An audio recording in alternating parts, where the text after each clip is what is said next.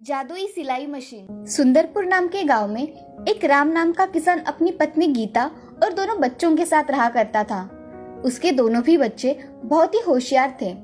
एक का नाम था अर्जुन और दूसरे का नाम था शिवानी। अर्जुन का क्लास में हमेशा पहला नंबर आया करता था, इसीलिए उसके माता पिता बहुत खुश थे। शिवानी भी अच्छे गुणों से हमेशा पास हुआ करती थी। अब अर्जुन की 12वीं की परीक्षा हुई थी। तभी अर्जुन अपने पिता से, पिताजी, मैं 12वीं के बाद डॉक्टर की पढ़ाई करना चाहता हूँ। बेटे, डॉक्टर बनने के लिए बहुत फीस लगती है, हम इतने पैसे कहाँ से जमा कर पाएंगे? पिताजी, मुझे इतने अच्छे मार्क्स मिले हैं, सभी को नहीं मिलते। तुम्हारी बात तो सही है बेटे, मगर हम इतने पैसों का इंतजाम कहाँ से करेंगे? पिताजी, अगर आप हमारे खेती पर थोड़ा कर्जा ले लेते तो मेरा काम हो जाता। वैसे भी जब मैं डॉक्टर बन जाऊंगा तो आपको इन सब की क्या जरूरत पड़ेगी? राम ये बात सुन दुविधा में पड़ जाता है और खेती पर साहूकार से कर्ज ले लेता है। अब उन पैसों से राम अर्जुन की एडमिशन करवा देता है। अर्जुन पढ़ाई करने में व्यस्त हो जाता है। जमीन पर कर्जा लेने के कारण राम को अब रातों को नींद नहीं आया करती थी। वो हमेशा सोच में डूबा रहता था। एक दिन गीता राम से, अजी, अब ऐसा कब तक सोचते रहोगे? हमारा बेटा डॉक्टर बन जाने के बाद सारी समस्या अपने आप खत्म हो जाएगी। गीता, तुम्हारी बात सही है, मगर अर्जुन ने खेती का कर्जा नहीं चुकाया तो हम क्या करेंगे? हमारी बेटी शिवानी का क्या होगा? आप ऐसा कैसे सोच सकते हैं? हमारा बेटा ऐसा कर ही नहीं सकता। आप खामखा चिंता कर रहे हैं। ये सब बातें दरवाजे के पीछे छुपी शिवानी सुन लेती है। शिवानी की पढ़ाई और अर्जुन की पढ़ाई में राम को बहुत मेहनत करनी पड़ती थी। अब ऐसे ही 5 साल बीत जाते हैं और अर्जुन की पढ़ाई पूरी हो जाती है। अब वो डॉक्टर बन जाता है। एक दिन राम अर्जुन से, बेटा अर्जुन, अब तुम डॉक्टर बन गए हो। मैं सोच रहा था खेती के ऊपर जो कर्जा लिया था उसे हम चुका देते हैं। पिताजी, आप सही कह रहे हो, जमीन का कर्जा चुका देंगे, मगर मुझे अभी थोड़ा वक्त चाहिए क्योंकि मैं मेरा अस्पताल बनवाना चाहता हूँ। ठीक है बेटे, अब मैं फोन रखता हूँ। जी पिताजी। ऐसा कहकर अर्जुन फोन रख देता है और राम गहरी सोच में डूब जाता है। ये सब बातें शिवानी सुन लेती है, इसीलिए वो मन ही मन कुछ काम करने का ठान लेती है। शिवानी अगले दिन घर से बाहर निकल जाती है। तभी उसकी नजर एक बूढ़ी औरत पर पड़ जाती है। वो बूढ़ी औरत के पास जाकर देखती है तो उस बूढ़ी औरत को दिखाई भी नहीं दे रहा था। फिर भी उसके कपड़े सीने की चाह देखकर शिवानी उस बूढ़ी औरत से, दादी, लाओ, मैं सुई में धागा लगा देती हूँ। धन्यवाद बेटी। शिवानी, यहाँ कैसे आना हुआ?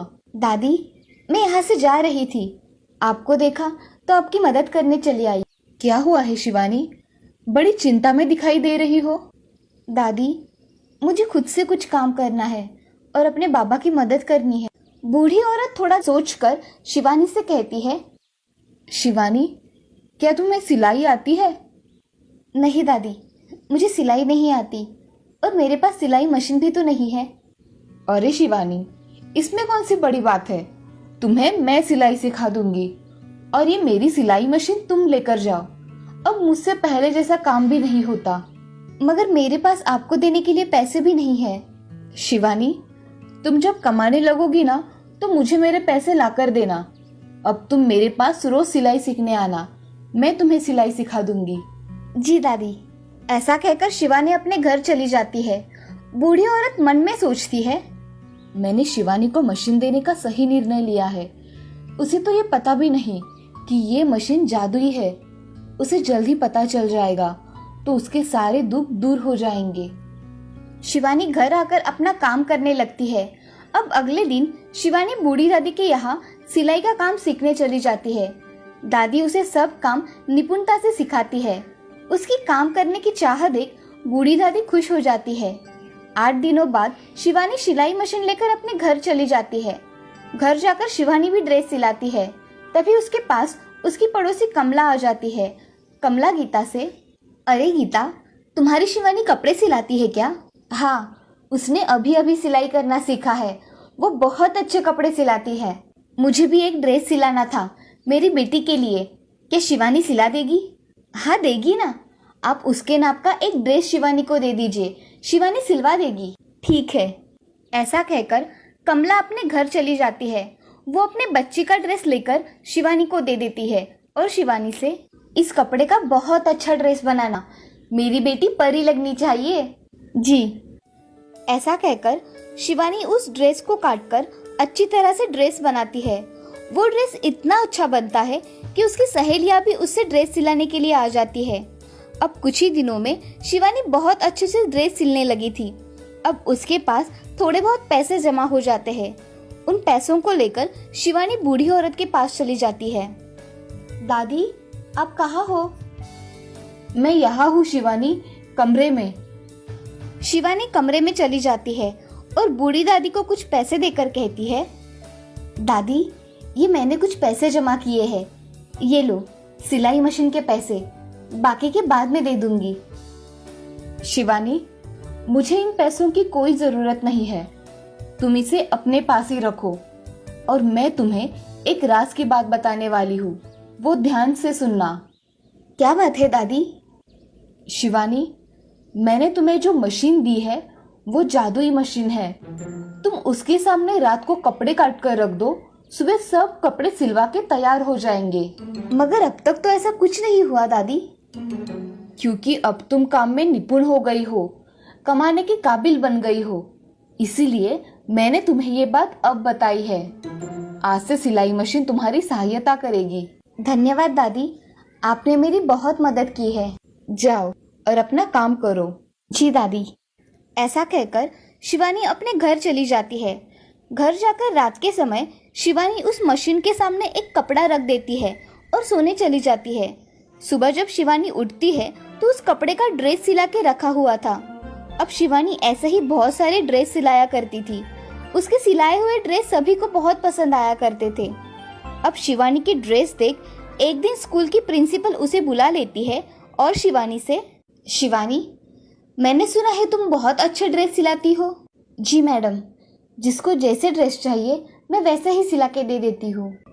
शिवानी, इस साल स्कूल के बच्चों की ड्रेस की ऑर्डर मैं तुम्हें देना चाहती हूँ, क्या तुम कर पाओगी? हाँ मैडम, मैं कर लूँगी, आप सिर्फ मुझे कपड़ा दे देना। ठीक है, कपड़ा तुम्हें कल मिल जाएगा और काम हो जाने के बाद पैसे मिलेंगे। ठीक है मैडम। शिवानी वहाँ से चली जाती है। अगले दिन शिवानी को स्कूल से ढेर सारे सिलने के लिए कपड़े मिलते हैं। शिवानी उन कपड़ों को काटने लगती है।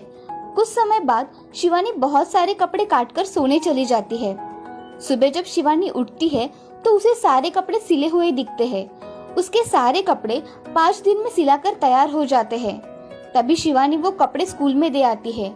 प्रिंसिपल मैडम उसे अपने कैबिन में बुलाकर, शिवानी, तुमने इतने सारे कपड़े इतने कम समय में सिला के दिए, ये लो तुम्हारे सिलाई के पैसे। धन्यवाद मैडम। शिवानी पैसे लेकर घर चली जाती है और घर आकर अपने पिताजी को वो पैसे देती है। शिवानी अपने पिताजी से, पिताजी, ये लीजिए पैसे, स्कूल के कपड़े सिलवा के मिले हैं, इससे थोड़ा कर्जा चुका दीजिए। शिवानी बेटा, मैं तुम्हारे ये पैसे नहीं ले सकता। मैं मेहनत करके कर्जा चुका दूंगा, तुम उसकी चिंता मत करो। नहीं पिताजी, ये पैसे आप ले लीजिए और साहूकार को दे आइए। मगर शिवानी, आप ये पैसे ले रहे हैं। ऐसा कहकर शिवानी उनके हाथ पर पैसे थमाकर वहाँ से चली जाती है। अब शिवानी अपने पिताजी का कर्जा चुका देती है और कुछ समय बाद अपना घर अच्छी तरह से सजाती है। उसके घर में सारी वस्तुएं थी जिसकी उन्हें जरूरत थी। ये सब देख सभी लोग आश्चर्यचकित हो जाते हैं। एक दिन अर्जुन घर आ जाता है। उसका घर देखकर वो खुद हक्का बक्का रह जाता है। उसका घर अब एक हवेली जैसा दिखाई देता है। तभी अर्जुन अपने पिताजी से, पिताजी, क्या ये हमारा घर है? हाँ अर्जुन, ये हमारा घर है। इसे शिवानी ने अपनी मेहनत से इतना बड़ा किया है। क्या शिवानी ने? हाँ अर्जुन, तुमने तो कठिन समय पर मुंह फेर लिया था, अब आए हो तुम, अब याद आई है तुम्हें हमारी। ये सब सुन अर्जुन को अपनी गलती का एहसास हुआ और उसने अपने पिताजी की माफी मांगी। पिताजी, मुझे माफ कर दीजिए। ठीक है अर्जुन, उठो, जो हुआ सो हुआ, अब आगे से ऐसा मत करना। ऐसा कहकर अर्जुन राम के गले लग जाता है और अपनी माँ की भी माफी मांगता है। इस तरह से जादुई सिलाई मशीन ने शिवानी की और उसके पिताजी की सहायता की। इस कहानी से हमें ये सीख मिलती है कि हमेशा मेहनत करनी चाहिए। मेहनत का फल हमेशा मीठा होता है। अगर काम करने की चाह हो तो रास्ता अपने आप दिखाई देता है।